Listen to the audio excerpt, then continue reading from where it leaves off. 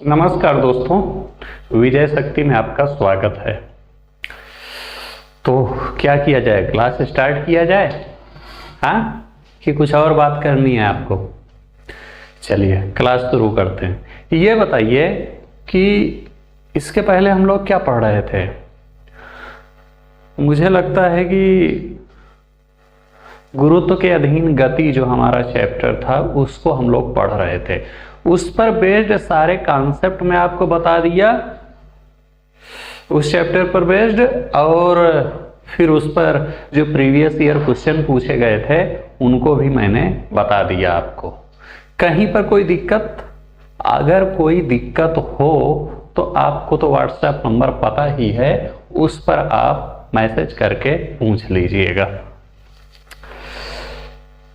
दो तीन लोगों ने कुछ प्रश्न पूछे थे जिसका मैंने व्हाट्सएप पर ही जवाब दे दिया था, तो यहाँ पर फिर उनको फिर से बताना मुझे लगता है कि उचित नहीं होगा। देखिए, ज़्यादातर मैं प्रयास करता हूँ कि व्हाट्सएप पर ही जवाब दे दूँ।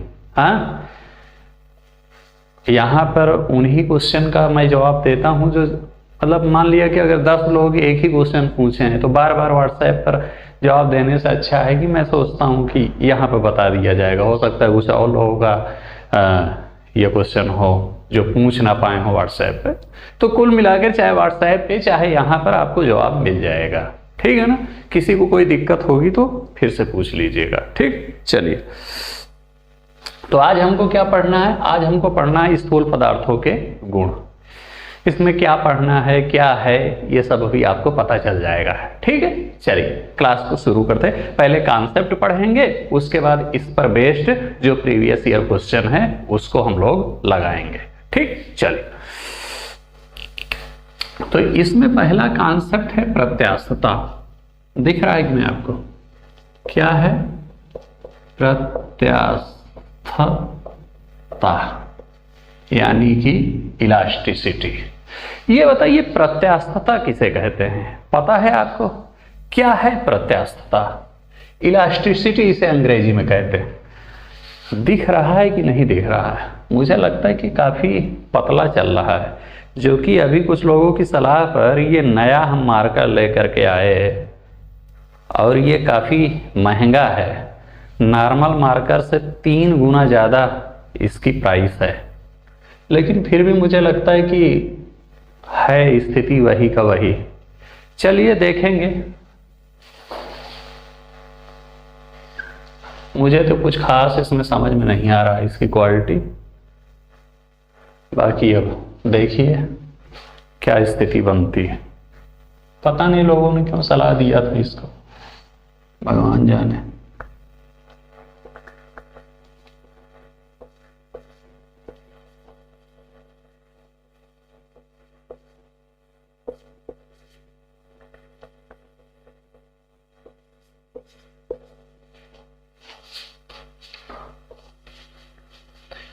एक तो जब किसी चीज का अनुभव नहीं रहता तो कुछ पता ही नहीं चल पाता।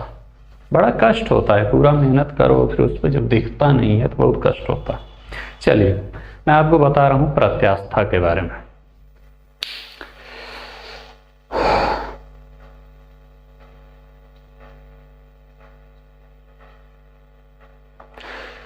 कभी आपने रबर की गेंद देखी है? ऐसे रहती है रबर वाली गेंद। इसको जब आप दबाइए तो दब जाती है, और फिर अगर छोड़ दीजिए तो फिर अपनी पुरानी स्थिति में आ जाती है। कभी ना कभी आप देखे जरूर होंगे, आपके पास रही होगी रबर की गेंद। कभी आप देखिएगा, या तो YouTube पे जाके देख लीजिए, उसको ऐसे दबा दीजिएगा तो पचक जाएगी, और फिर हटा लीजिएगा अपना हाथ तो फिर अपनी पुरानी स्थिति में आ जाएगी। तो प्रत्यास्थता वस्तु का वह गुण जिसके कारण वह अपनी पुरानी स्थिति में वापस लौटना चाहती है, प्रत्यास्थता यानी कि इलास्टिसिटी कहलाता है। कुल मिला के इलास्टिसिटी क्या है? एक गुण है। अलग अलग पदार्थों में ये गुण पाया जाता है, किसी में ज्यादा पाया जाता है, किसी में कम पाया जाता है। ये गुण है कैसा? क्या है ये गुण? कि वस्तु अपनी पुरानी अवस्था में वापस लौटना चाहती है तो वस्तु के इस गुण को हम प्रत्यास्था कहते हैं। बस वस्तु का वह गुण जिस गुण के कारण वस्तु अपनी पुरानी अवस्था में वापस लौटना चाहती है उसे हम प्रत्यास्था यानी इलास्टिसिटी कहते हैं। ठीक, बाकी नोट्स में सब लिखा होगा। चलिए, आपको मैंने उदाहरण बता ही दिया, इसके आगे बढ़ते हैं। प्रतिबल क्या होता है? मैं यहां पर बहुत टेंशन में हूं कि ये पता ना आप लोगों को दिखेगा कि नहीं दिखेगा। मुझे तो नहीं लगता कि ये दिखेगा। दिख रहा है? चलो अच्छा देख लेते हैं। प्रतिबल, ये जो मैंने बताया था ये रबर की गेंद है, ऊपर से आप इसे बल लगा करके इसको दबाते हैं तो ये क्या करती है? दब जाती है। जब ये बल हटा लेते हैं तब ये पुनः अपनी पुरानी अवस्था में वापस लौट आती है। तो प्रतिबल किसे कहते हैं? ये जो बल लगा रहे हैं इसी बल को प्रतिबल कहा जाता है। हाँ, ये बल जो आप लगा रहे हैं इसी बल को प्रतिबल कहा जाता है। ठीक है ना? तो प्रतिबल की परिभाषा हम क्या बताएंगे कि प्रत्यास्थता के खिलाफ लगाए गए बल को हम प्रतिबल कहते हैं। मैंने क्या कहा कि प्रत्यास्थता के खिलाफ लगाए गए बल को प्रतिबल कहा जाता है। कुल मिलाकर प्रतिबल क्या है? यही जो ये बल आपने लगाया, ये जो दाब लगाया, दाब एक प्रकार का बल है। तो ये जो आपने दबाया जो है इस बल को, तो जिस बल से दबाया उसी बल को प्रतिबल कहा जाता है।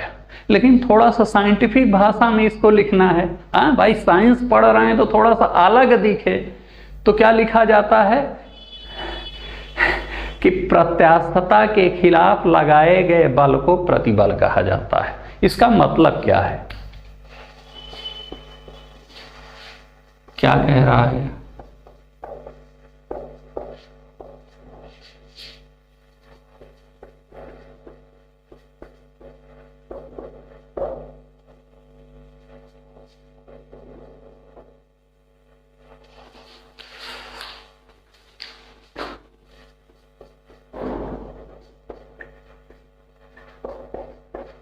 प्रत्यास्था के खिलाफ लगाए गए बल को प्रतिबल कहा जाता है। देखिए, मैंने आपको बताया कि प्रत्यास्थता क्या होती है। वस्तु का वह गुण जिसके कारण वस्तु अपनी पुरानी अवस्था में, पुरानी आकृति में या पुराने आकार में वापस लौटना चाहती है, उस गुण को हम प्रत्यास्थता कहते हैं। यानी ये बाल जो है चाहे आप जितना पचकाइए ये फिर से अपनी अवस्था में आना चाहती, इतनी है ऐसे जो है तो आप पचका दीजिए, लेकिन फिर ये हमेशा चाहेगी कि मैं अपनी पुरानी जो गोली आकृति मेरी है उसी में मैं फिर आ जाऊं। तो इस गुण को हम प्रत्यास्था कहते हैं। लेकिन बल क्या करता है? बल इसको दबाता है कि नहीं तुम दबो, तुम अपनी पुरानी अवस्था में ना आओ। ये बल वही तो करता है। बल ऊपर से लगा करके इसको पचकाता है। ये आना चाहती है कि मैं अपनी पुरानी उसमें आऊं, लेकिन बल जब तक इस पे लगा रहेगा तब तक इसको दबाए रहेगा। हाँ, कि नहीं तुम अपनी पुरानी अवस्था में मत आओ, तुम पचकी रहो, दबी रहो। हाँ, यानी बल क्या चाह रहा है कि ये पचकी रहे, अपनी पुरानी अवस्था में ना आए। यानी कि बल प्रत्यास्थता के खिलाफ लगता है। प्रत्यास्थता का गुण चाहता है कि पुरानी अवस्था में आ जाए, लेकिन बल पुरानी अवस्था में नहीं आने देना चाहता। यानी कि हम कह सकते हैं कि जो ये बल लग रहा है ये क्या करेगा? प्रत्यास्थता के खिलाफ लग रहा है। तो प्रत्यास्थता के खिलाफ लगने वाले इसी बल को हम प्रतिबल कहते हैं। प्रत्यास्था के खिलाफ है तो लग रहा है।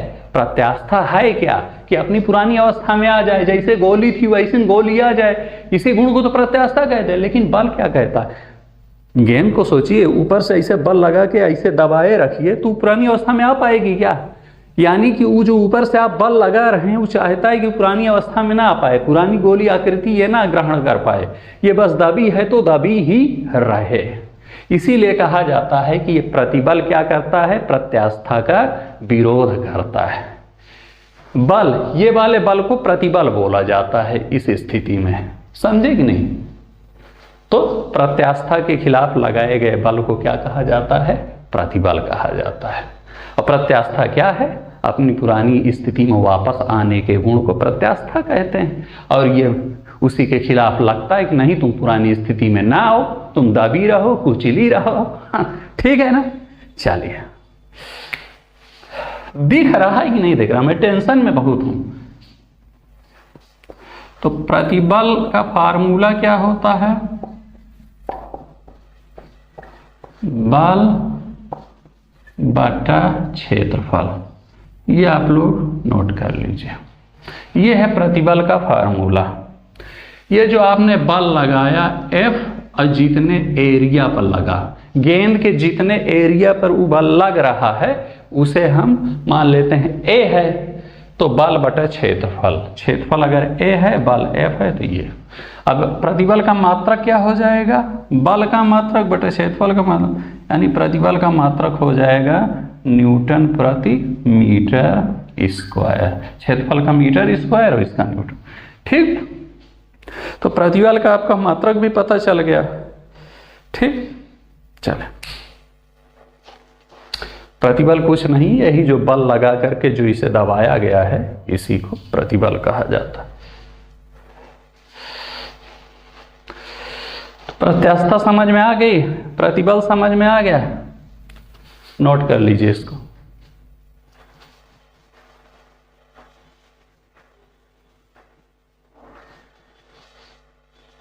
स्क्रीनशॉट ले लिया कीजिए।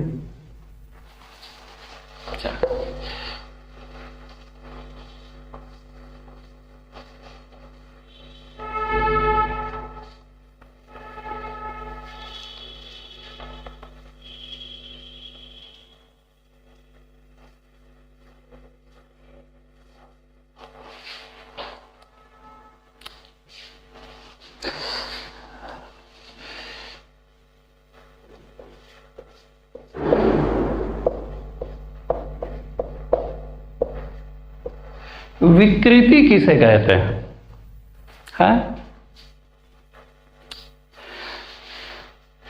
ये मैंने कहा कि कोई गेंद है और इस पर से इसे हमने बल लगाया, बल लगा करके हमने इसको दबाया, लेकिन जब ये बल हटा लेते हैं तो ये अपनी पुरानी अवस्था में वापस आ जाती है। बल हटाने के बाद अगर ये अपनी पुरानी अवस्था में ना आए, यानी कि अगर दबी है तो हमेशा के लिए दबी ही रह जाए, तो इस गुण को हम विकृति कहते हैं। समझे, क्या समझे। जब रबर की गेंद आपने यहां पर लिया था तो ऐसे बल लगा करके दबाया था, ऐसे दबा दिया था, दब गई थी। लेकिन जैसे आपने हाथ हटा दिया, यानी जैसे आपने बल हटा लिया, गेंद फिर अपनी पुरानी अवस्था में आ गई, यानी गेंद फिर वही गोली हो गई।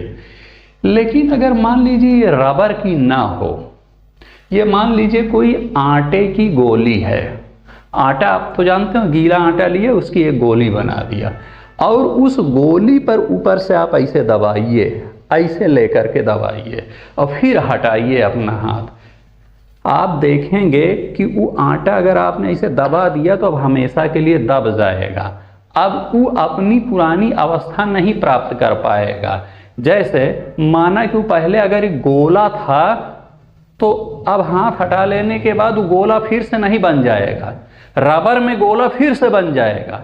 आपने ऐसे दबाया, हाथ हटाया, फिर जब तक दबाए रखा तब तक तो पचका रहा रबर की बॉल, लेकिन जैसे हाथ हटाया फिर गोली हो गई। लेकिन आटे में ऐसा नहीं होगा। अगर आटे की गोली आपने लिया, मान लिया ऐसे गोली रखी और फिर ऐसे दबा दिया, पचक गई, फिर हाथ हटा लिया, अब पचकी का पचकिन रहेगी। कभी एक्सपेरिमेंट करके देखिए। हाँ, यानी इस केस में, आटे वाले केस में हम क्या कह सकते हैं कि वस्तु अपनी पुरानी अवस्था में वापस नहीं लौटना चाहती।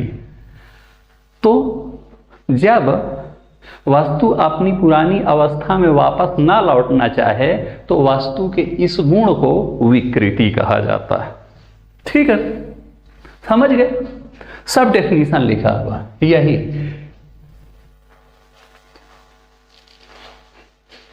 ठीक, और वस्तु अपनी पुरानी अवस्था में वापस लौटना चाहे तो उसे क्या कहा जाता है? वस्तु के इस गुण को प्रत्यास्था कहा जाता है। और ना लौटना चाहे तो क्या कहा जाता है? विकृति कहा जाता है। तो ये कह सकते हैं क्या कि प्रत्यास्था और विकृति एक दूसरे के खिलाफ है। प्रत्यास्था भी वस्तु का एक गुण है और विकृति भी वस्तु का एक गुण है। प्रत्यास्था में यह होता है कि वस्तु अपनी पुरानी अवस्था में वापस लौटना चाहती, जैसे ही बल हटाया वस्तु पुरानी, तो इस गुण को कहा जाता है प्रत्यास्था। लेकिन विकृति कैसे कहा जाता है? जब वह पुनः वापस ना लौटे, जैसे आटे की गोली। क्या है? आटे की गोली पचक गई तो पचक ही जाएगी, हमेशा के लिए वो पचक गई। और ये सब होता कैसे है? यही बल लगाने से। ये वाले बल को क्या बोला जाता है? प्रतिबल बोला जाता है। इस केस में ये जो बल लगा रहे हैं उसे हम प्रतिबल कहेंगे। ठीक है ना? चल, तो प्रतिबल कोई अलग चिड़िया का नाम नहीं है, प्रतिबल भी एक प्रकार का बल ही है। ठीक है ना? यहाँ पर भाई बल कई प्रकार के हम लोग पढ़े थे, अभिकेंद्र बल, अपकेंद्र बल। तो यहाँ पर प्रतिबल भी एक प्रकार का बल है, जो यहाँ पर इस चैप्टर में जो हम लोगों को पढ़ना है। ठीक है, तो आपको विकृति समझ में आ गया, प्रतिबल समझ में आ गया, प्रत्यास्था समझ में आ गया।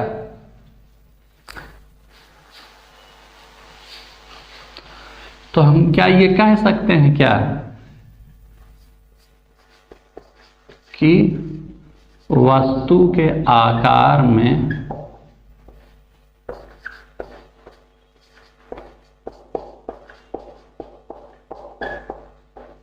परिवर्तन हो जाएगा, कि विकृति के कारण वस्तु के आकार में परिवर्तन हो जाएगा? हम ये कह सकते हैं? बिल्कुल हम कह सकते हैं। भैया आटे की गोली पहले गोली थी, बाद में ऊंची पचक गई, अब गोली थोड़ी रहेगी, अब तो पचकी हो गई ना, यानी वस्तु के आकार में परिवर्तन हो गया। चाहे बल लगाए रखिए चाहे बल हटा लीजिए, हमेशा के लिए वस्तु के आकार में परिवर्तन हो गया। लेकिन वहां पर ऐसा नहीं था रबर वाले में। वहां पर जब तक आप बल लगाए रखेंगे तब तक तो आकार में परिवर्तन रहेगा, लेकिन जैसे हटा लेंगे वैसे वह पुरानी स्थिति में आ जाएगा। तो उस गुण को कहा जाता था प्रत्यास्था और इस गुण को कहा जाता है विकृति, और ये होता है प्रतिबल। चलिए, प्रतिबल बराबर मैंने आपको बताया था कि बल बटा क्षेत्रफल होता है। बल क्या होता है? जितने से आपने उसको हु किया और क्षेत्रफल जिस एरिया को आपने दबाया। तो विकृति भी होता है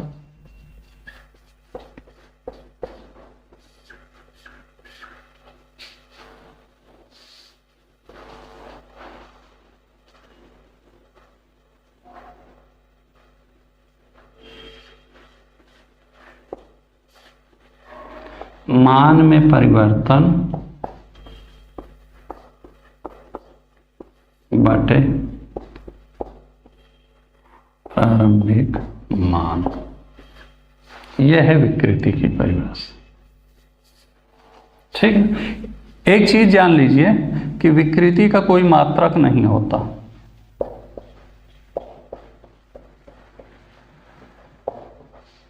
ठीक, विकृति का कोई मात्रक नहीं होता।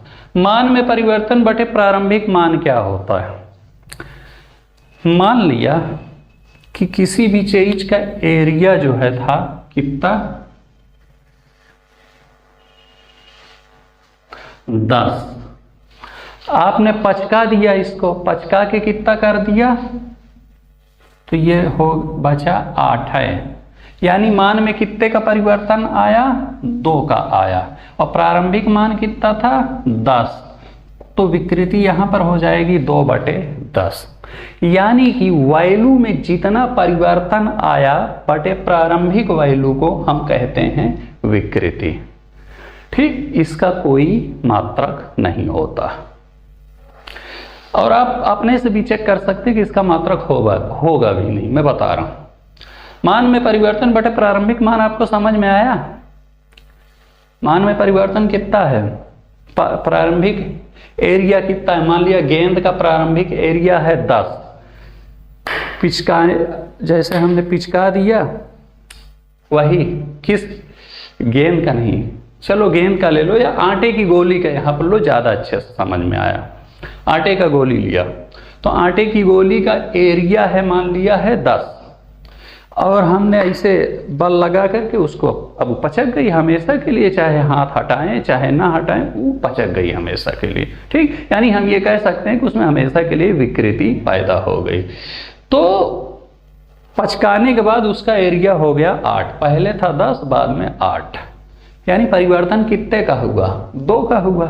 10 था बचा 8, यानी परिवर्तन हो गया 2 का, 10 माइनस 8, जितना चेंज हुआ वही न लिखेंगे।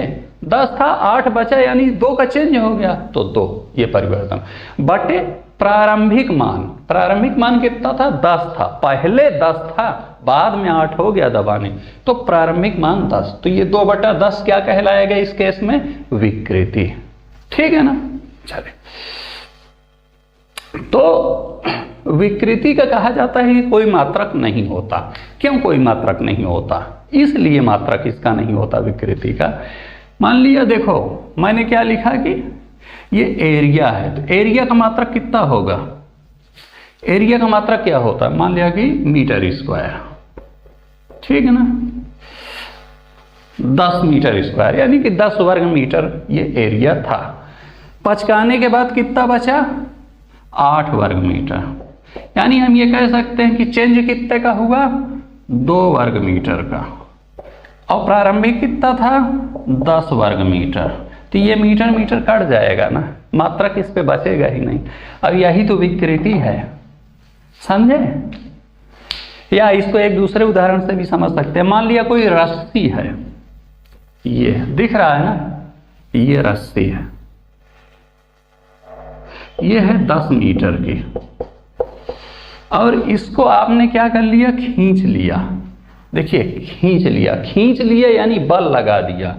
इस केस में भी वही स्थिति बनने, आप ही ना कहिएगा कि सिर्फ दबाने के लिए है, खींच रहे हैं तो वहां पर भी हम बल लगा रहे हैं, चाहे दबाएं चाहे खींचे, दोनों स्थिति में हम क्या कर रहे हैं? बल लगा रहे हैं। ठीक ना? तो खींच लिया, अब खींच करके मान लिया ये रबड़ की रस्सी थी या किसी भी चीज की ऐसी रस्सी थी जो खींच जाए, तो ये बढ़ गई 2 मीटर, और अब ये कुल कितनी हो गई? अब ये कुल हो गई 12 मीटर की। ठीक है ना? हमको क्या निकालना है? हमको निकालना है भैया विकृति। विकृति बराबर फार्मूला होता है मान में परिवर्तन बटे प्रारंभिक मान। मैंने मान लिखा है यहाँ, जानबूझ करके मान शब्द यूज किया है। यानी अगर कोई क्षेत्रफल वाली वस्तु है तो देख लेंगे कि उसके क्षेत्रफल में कितना परिवर्तन हुआ। यहाँ लंबाई वाली कोई वस्तु है तो देख लेंगे कि उसके लंबाई में कितना परिवर्तन हुआ। कोई आयतन वाली वस्तु है तो देख लेंगे कि उसके आयतन में कितना परिवर्तन हुआ। तो मान में किसी भी चीज को रखा जा सकता है, समझे कि नहीं? अगर मैं ये लिख देता कि क्षेत्रफल में परिवर्तन बटा प्रारंभिक क्षेत्रफल, तो यहाँ तो आप लगा लेते, लेकिन इसमें कहते कि सर यहाँ तो लंबाई में परिवर्तन हो रहा है, क्षेत्रफल में तो हो ही नहीं रहा। तो इसलिए मैंने एक वो चीज रख दी कि जो सबके लिए काम कर जाए। ठीक है ना? तो चलिए, तो ये बताइए कि मान में परिवर्तन कितना हुआ? मान में परिवर्तन है 2 मीटर का, और प्रारंभिक मान कितना है? 10 थी प्रारंभ में, 10 मीटर। ठीक है ना? ये तो ये बताइए आंसर कितना आएगा? मीटर से मीटर कट जाएगा, 2 1 2, 2 5 10, यानी आंसर आ जाएगा 1/5। मीटर से मीटर कट गया, अब इसका यानी मात्रक तो कोई बचा ही नहीं, यानी बस आंसर आ जाएगा 1/5। कोई मात्रक है, ऊपर वाला मात्रक नीचे वाले मात्रक से कट गया। मैंने क्या कहा था कि अंश और हर दोनों का अगर मात्रक सेम हो जाएगा, सब आपस में कट जाएंगे, उसका फिर कोई मात्रक नहीं रहेगा। तो विकृति का कोई मात्रक नहीं होता, याद रख लीजिएगा। जितनी वैल्यू चेंज हुई, पहले 10 थी बाद में 12 हो गई, यानी कि हम कह सकते कि 2 की चेंज हो गई। चेंज हो गई, मान में परिवर्तन लिखा है, कहीं ये नहीं लिखा कि मान में कमी हो गई या बढ़ गई। कमी भी हो सकती है, बढ़ भी सकती है। दबाएंगे तो कमी हो जाएगी एरिया में, और खींचेंगे तो बढ़ जाएगी। रस्सी को खींचा था तो ये बढ़ गई थी, और यहाँ दबाया था तो वो कम हो गई थी। समझ गए? विकृति आपको समझ में आया कि नहीं आया? चलिए अगला बताएं। तो विकृति समझ में आ गया। विकृति क्या करती है? वस्तु के आकार में परिवर्तन कर देती है। ठीक है ना?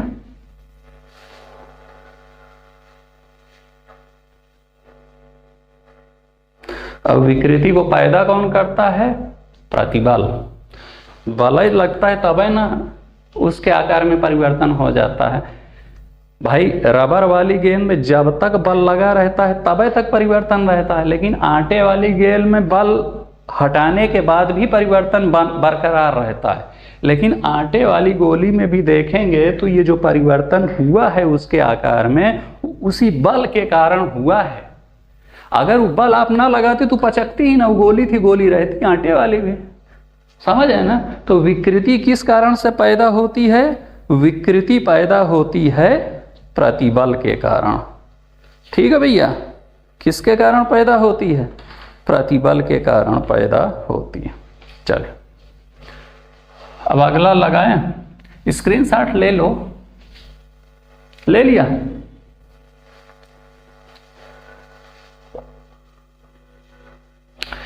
अभी आपको इसका व्यवहारिक समझ में आएगा कि ब्रिज में हम लोग स्टील का यूज क्यों करते हैं, घर बनाते समय हम लोग सरिया क्यों यूज करते हैं। ये सब थोड़ा समझ तो लो पहले।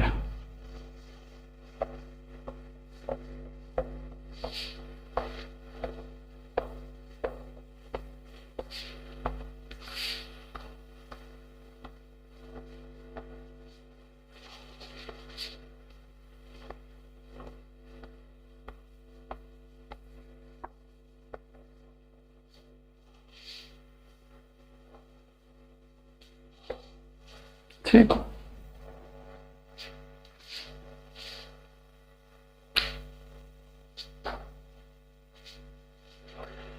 चलिए प्रतिबल।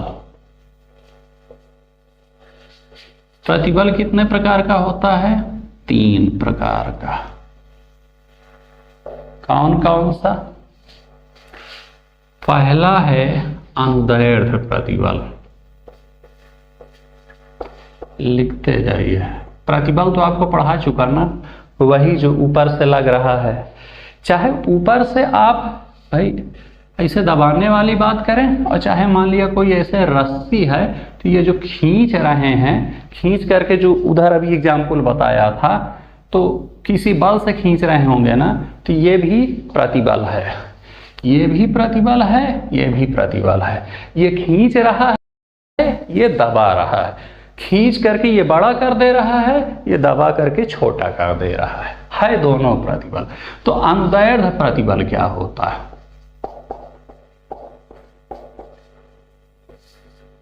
देखिए अनुदैर्ध्य प्रतिबल जो होता है वो लंबाई की दिशा में काम करता है।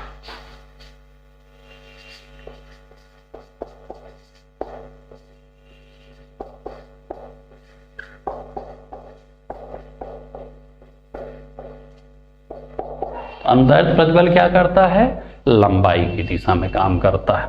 आप कहेंगे कि सर इसको एग्जाम्पल समझाइए, तो मैं बता देता हूं इसको एग्जाम्पल से।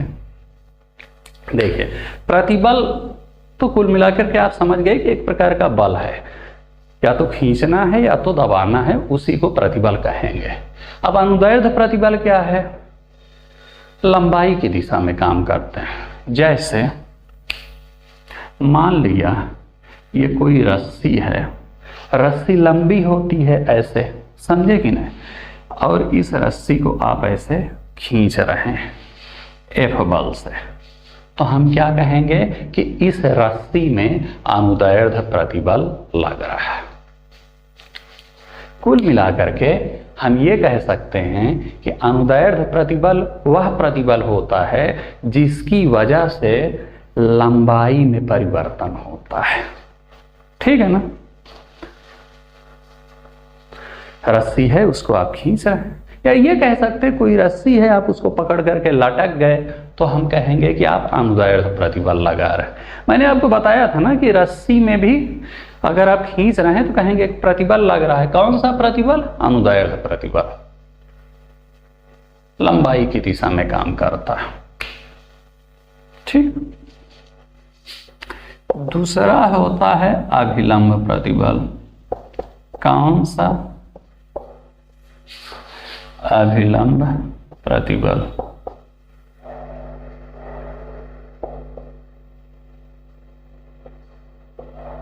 अभिलंब प्रतिबल क्या होता है ये बताइए। अनुदैर्ध्य प्रतिबल तो आपको समझ गया, ये रस्सी वाला एग्जाम्पल से। अभिलंब प्रतिबल क्या होता? अभिलंब यानी कि कुछ लंब की बात हो रही है, यानी कि कुछ 90 डिग्री की बात हो रही है। यानी हम ये कह सकते हैं जब प्रतिबल 90 डिग्री से लगे तब हम उसे अभिलंब प्रतिबल कहेंगे। जब प्रतिबल 90 डिग्री पर लगे तो उसे हम क्या कहेंगे? अभिलंब प्रतिबल। ये समझ गया आगे? 90 डिग्री पर प्रतिबल कैसे लगा, यानी जो बल आप लगा रहे हैं वो 90 डिग्री पर लगे। इसी को देख आगे, यही का है। ठीक है ना? ये मान लिया कोई एरिया है और इस पर आप ऐसे लगा रहे हैं, तो हम क्या कहेंगे कि लगभग 90 डिग्री पर आप लगा रहे हैं। अब आप इसका उदाहरण मुझसे पूछेंगे कि सर आप ये बताइए उदाहरण।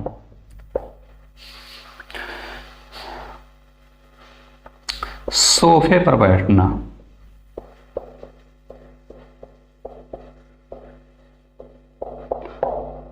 देख लीजिएगा, अपने से बता रहा हूं। सोफा कुछ ऐसा होता है, उस पर आप जाके बैठ जाते हैं। जब बैठते हैं थोड़ा सा वो जो कपड़े वाला सोफा होता है दब भी जाता है, आपको एहसास होता होगा। हाँ, दब जाता है थोड़ा सा। तो फील कीजिए लगभग आप 90 डिग्री पर बैठते हैं उस पर ऐसे जा करके। अब ऐसे बहुत ना समझ में आए तो आप कभी कभी लोग क्या करते हैं, फलथी मार करके उसी पे बैठ जाते हैं। या और छोड़िए, बेड होता है, बेड पर जब थोड़ा जो बुजुर्ग लोग होते हैं उनको बुलाइए तो आएंगे, बढ़िया पैर वैर बांध करके ऐसे बैठ जाएंगे। यानी कुल मिलाकर हम ये कह सकते हैं कि ये बेड है और इस पर कोई ऐसे बैठ गया यानी उस पर कुछ बल लगा दिया ना भाई। बैठ भी जाएगा तो कुछ ना कुछ बल लग जाएगा ना, और जब बल लग गया तो वो लगभग 90 डिग्री पर ऐसे बैठता है, ऐसे रहता है, कुछ ऐसे जा करके बैठ जाता है, तो हम कहते हैं 90। तो सोफे पर बैठना, बेड पर बैठना, ये सब किसका उदाहरण है? ये अभिलंब प्रतिबल का उदाहरण है। यानी कि जब प्रतिबल जो बल लग रहा है वो 90 डिग्री पर लगे तो उसे हम अभिलंब प्रतिबल कहेंगे। चलिए, नीचे लिखने के लिए जगह है कि नहीं है? एक और है बस इसमें, तीसरा लिख लीजिए, मुझे लगता है लिख जाएगा। स्पर्श रेखीय प्रतिबल। ये बताइए स्पर्श रेखीय प्रतिबल किसे कहते हैं?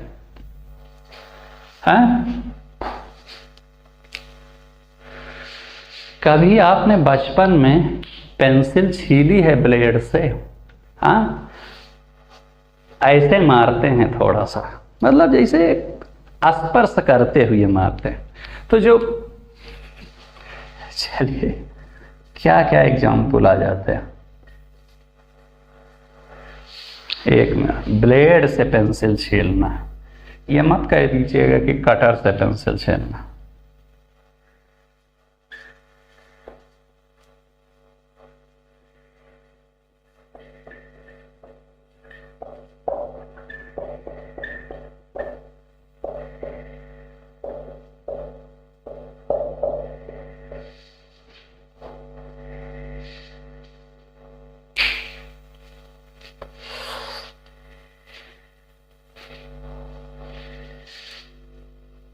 यहाँ पे आइडिया ही नहीं लग पाती कितना दिख रहा है कितना नहीं दिख रहा, बोर्ड है छोटा। चलिए इधर लिख देता हूँ आपको कि स्पर्श रेखी प्रतिबल का उदाहरण क्या है, ब्लेड से पेंसिल छीलना। ये किसका उदाहरण है, स्पर्श रेखी प्रतिबल का। ठीक है,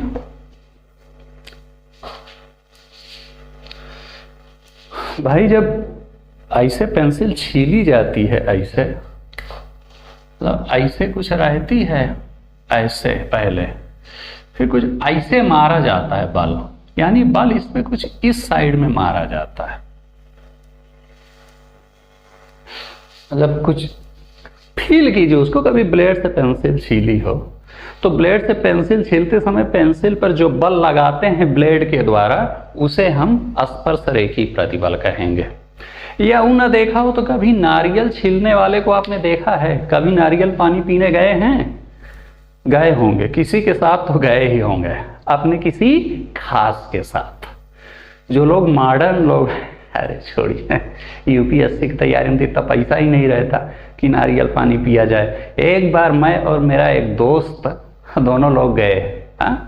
मुझे अगर मैं अपना व्यक्तिगत बताऊं तो मुझे नारियल पानी अच्छा नहीं लगता, तो हम लोगों ने शायद उसने 90 रुपए का दिया था, 90 रुपए का एक दिया था या 90 रुपए में 2 दिए थे, हमको नहीं पता, मुझे मतलब क्लियर नहीं है, शायद 90 रुपए का एक दिया था। हम लोग उस समय दिल्ली में थे तो दोनों लोग गए थे, ठीक है ना।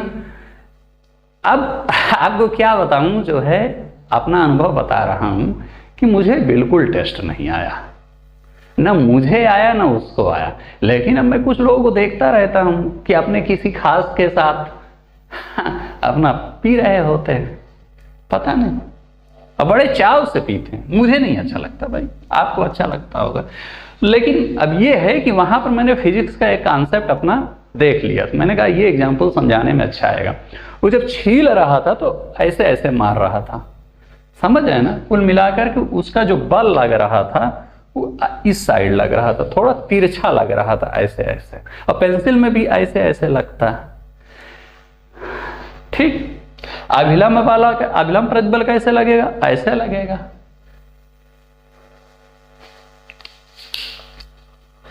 तो स्पर्श रेखी प्रतिबल का उदाहरण आपको पता चल गया, ब्लेड से पेंसिल छीलना और नारियल छीलना, ये सब स्पर्श रेखी प्रतिबल का। अभिलंब प्रतिबल का उदाहरण सोफे पर बैठना, बिस्तर पर बैठना, ये सब किसका उदाहरण है, अभिलंब प्रतिबल का। अनुदैर्ध्य प्रतिबल का रस्सी पकड़ के लटक जाएं या रस्सी पकड़ के खींच लें, वो किसका उदाहरण है, अभिलंब प्रतिबल का। जल्दी से इसको वो कीजिए, आप लोग स्क्रीनशॉट लीजिए, वो करते हैं। समझ में आ रहा है कि नहीं आ रहा?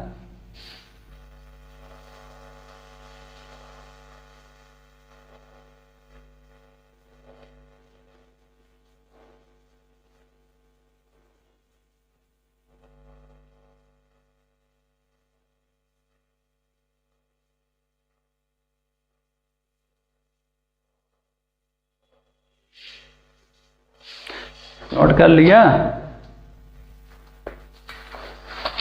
जल्दी करो।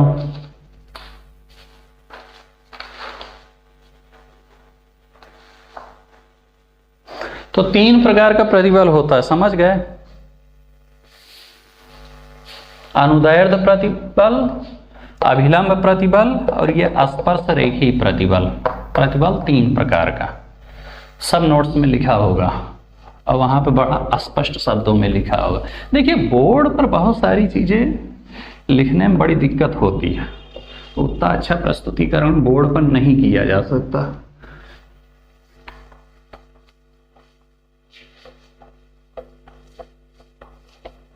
ठीक है, चलिए विकृति आपको बता ही चुका हूं।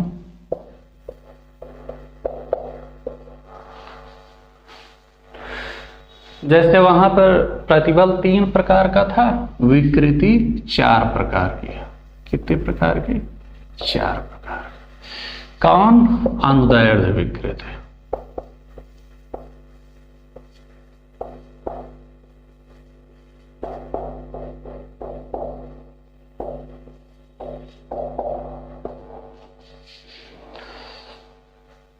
विकृति का मतलब मैंने आपको बताया कि उसके आकार में अगर परिवर्तन हो जाए तो हम कहते हैं कि उसमें विकृति उत्पन्न हो गई है। हाँ, यानी आकार में परिवर्तन हो जाना ही विकृति कहलाता है। वो कोई भी आकार हो सकता है, अगर उसमें परिवर्तन हो गया तो हम कहेंगे कि उसमें विकृति आ गई।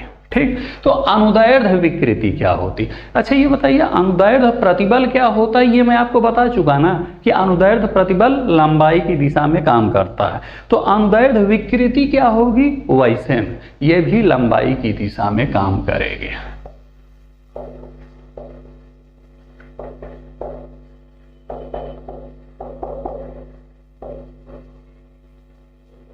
किसमें? लंबाई की दिशा। अब आप कहेंगे कि लंबाई की दिशा में कैसे काम करेगा? मान लिया कोई रस्सी है, रबड़ की रस्सी है ऐसे, ठीक है ना, आपने इसको खींच लिया और ये बढ़ गई है इससे, या ये इलास्टिक है, खींच के इतना बढ़ गई, तो हम कहेंगे कि इसमें विकृति आ गई ना, इतना बढ़ गई ना। अब ये भी हो सकता है कि हटाने के बाद ये अपनी पुरानी अवस्था में चली जाए, हो सकता है कि पुरानी अवस्था में ना जाए, कुछ ऐसे पदार्थ की बनी, अगर रबड़ की बनी होगी तो चली जाएगी, रबड़ की नहीं बनी होगी तब नहीं जाएगी। हम ये कह सकते हैं कि बल लगाने से इसमें विकृति आ गई। ठीक है, ये अलग बात है कि अगर रबड़ की बनी होगी तो बल हटा लेने के बाद चली जाएगी, लेकिन ये तो है ना कि जब तक बल लगा रहेगा तब तक तो रहेगी ना। हाँ, और अगर किसी दूसरे पदार्थ की बनी होगी तब बल हटा लेने के बाद भी लगी रहेगी। ठीक, चले, तो विकृति आपको समझ में आया कि नहीं आया? लंबाई की दिशा में जब विकृति हो जाए तो उसे अनुदैर्ध्य विकृति, जैसे ये वाला केस। इसको और अच्छे से अगर आप समझना चाहें तो समझ लीजिए। कभी आपने सरिया देखी है? छड़, लोहे की छड़ आपने देखी कि नहीं? ये सब उदाहरण बता रहा हूं। ये ऐसी होती है छड़, ऐसी कुछ ऐसी होती है, ठीक ना। और इसको अगर आप गर्म करेंगे तो ये बढ़ जाती है। क्या हो जाती है? बढ़ जाती है। हम ये कह सकते हैं कि गर्म करने पर इसमें विकृति आ गई है। और विकृति का फार्मूला वही बताया था कि जितना परिवर्तन बटे प्रारंभिक, यानी इस केस में इतना हो गया परिवर्तन और इतना था प्रारंभिक, इतने बटे इतना है। इस छड़ के केस में इतने बटे इतना, ये मतलब ये रस्सी के केस में इतने बटे इतना और छड़ के केस में इतना, कुल मिला के वो तो आपको बता ही चुका। तो जब लंबाई की दिशा में विकृति हो तो उसे क्या कहेंगे? अनुदैर्ध्य विकृति। लंबाई की दिशा में विकृति हो तो उसे क्या कहेंगे? अनुदैर्ध्य विकृति। ठीक ना, यानी कि लंबाई में अगर परिवर्तन हो तो हम कहेंगे अनुदैर्ध्य विकृति हो गई। यह सब लंबाई में तो परिवर्तन हो रहा है। अगला देखिए, पार्श्व विकृति।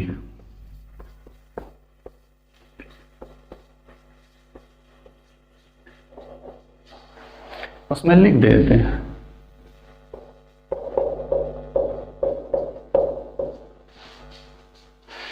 अब बहुत अगर आपको दिक्कत हो तो दिशा में हटा दीजिए, ये लिख सकते हैं।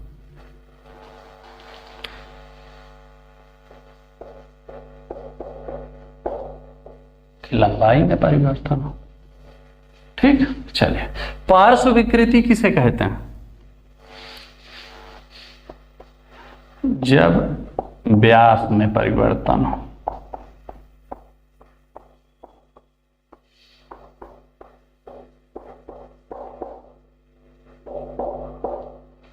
व्यास तो आप जानते हैं ना, मान लिया ये है एक पाइप, ये ऐसे घर में पाइप निकला होता है ना बाहर पानी जाने के लिए, तो ये जो उसका गोला वाला होता है, कहते हैं इसका व्यास इतना है, इस व्यास का पाइप है, इस व्यास का पाइप है, ऐसा अक्सर बोलते। तो यही है व्यास। आप देखे होंगे, कभी आप फील किए हों कि कभी एक पाइप में दूसरे पाइप को घुसाना होता है, लेकिन होता क्या है कि घुस नहीं रहा होता है। तो जो मिस्त्री लोग होते हैं इसको आग के पास ले जाते हैं, और जब आग के पास ले जाएंगे तो ये इसका व्यास जो है एक का बढ़ जाता है थोड़ा सा, तो दूसरा उसमें आराम से घुस जाता है। ठीक है ना। तो आग के पास अगर इसको ले गए तो इसके व्यास में कुछ परिवर्तन हो जाएगा। मान लिया पहले ऐसा था तो फिर ऐसा हो गया, मान लिया, ठीक ना।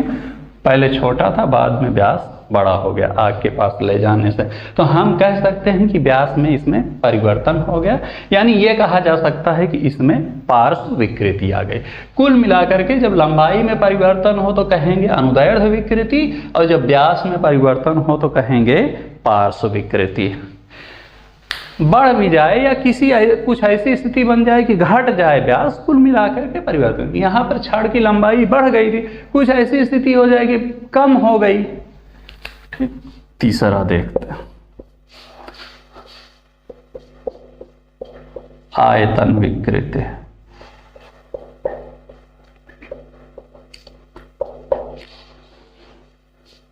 बस जब आयतन में परिवर्तन हो जाए,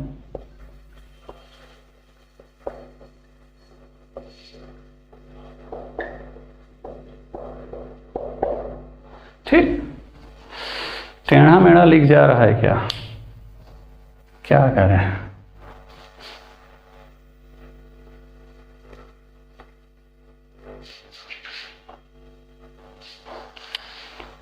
आयतन विकृति का क्या मतलब है कि जब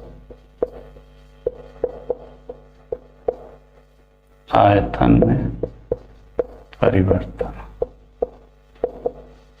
जब आयतन में परिवर्तन हो तो उसे हम क्या कहेंगे, आयतन विकृति। मान लिया कोई ये बर्तन था, ठीक है ना, ऐसे इसमें पहले आता था 5 लीटर पानी, कुछ ऐसा किया गया कि अभी बर्तन जो है और बड़ा हो गया। अब जैसे उस पर गरम वरम करके जो भी किया गया, अब इसमें 5 के बजाय इसी बर्तन में 10 लीटर पानी आने लगा। तो हम क्या कहेंगे कि इसके आयतन में परिवर्तन हो गया ना इस बर्तन के। गुब्बारे का उदाहरण ले सकते हैं। पहले गुब्बारा इतना बड़ा था, हवा उसमें फूंक करके इतना बड़ा कर दिया, यानी हम कह सकते हैं कि गुब्बारे के आयतन में परिवर्तन हो गया ना। तो जब गुब्बारे के आयतन में परिवर्तन हो जाएगा तो हम क्या कहेंगे कि गुब्बारे में आयतन विकृति हो गई। गुब्बारा का एग्जाम्पल इसमें रख लीजिए, ठीक ना। समझ गए कि नहीं समझ गए। अनुदैर्ध्य विकृति लंबाई में परिवर्तन, पार्श्व विकृति व्यास में परिवर्तन, आयतन विकृति आयतन में परिवर्तन। आयतन विकृति वाले में आप गुब्बारे का उदाहरण याद रखिएगा, पार्श्व विकृति वाले में ये पाइप का उदाहरण याद रखिएगा, और अनुदैर्ध्य विकृति में रस्सी और छड़ का उदाहरण याद रखिएगा। एक और है अपरूपण विकृति, इसको लिखूं कहां पर मैं, नीचे लिख जाएगा।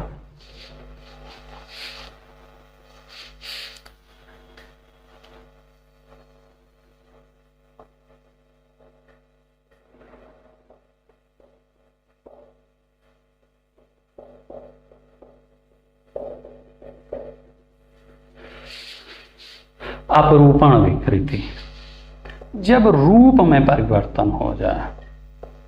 रूप को क्या कहा जा सकता है, आकार कहा जा सकता है। रूप या आकार में परिवर्तन हो जाए तो हम उसे क्या कहेंगे कि क्या हो गया, अपरूपण विकृति हो गई। जब किसी वस्तु के रूप में परिवर्तन, रूप का मतलब होता है वही आकार आकृति, तो हम कहेंगे कि उस पर अपरूपण विकृति हो गई। जैसे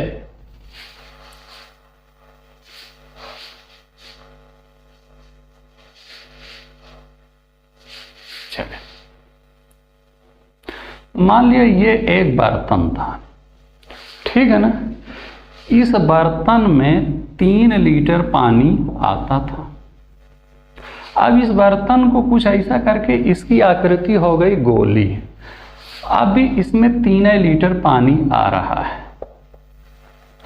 पानी 3 लीटर आ रहा है दोनों केस में, इस केस में भी, इस केस में भी।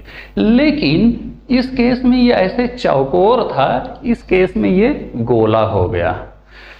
तो हम कह सकते हैं कि इस पे अपरूपण विकृति हो गई, यानी कि रूप में चेंज हो गया। पहले ये चौकोर था, अब ये गोला हो गया, लेकिन उसके आयतन में चेंज नहीं हुआ। तो अपरूपण विकृति है ना ये, पहले मतलब उसके रूप में, आकार में, आकृति में अगर चेंज हो जाए तो हम कहेंगे कि उसमें अपरूपण विकृति आ गई। विकृति चार प्रकार की, अनुदैर्ध्य विकृति, पार्श्व विकृति, आयतन विकृति और अपरूपण विकृति। याद रहेगा कि नहीं याद रहेगा? जल्दी से आपको एक चीज और बता देता हूं।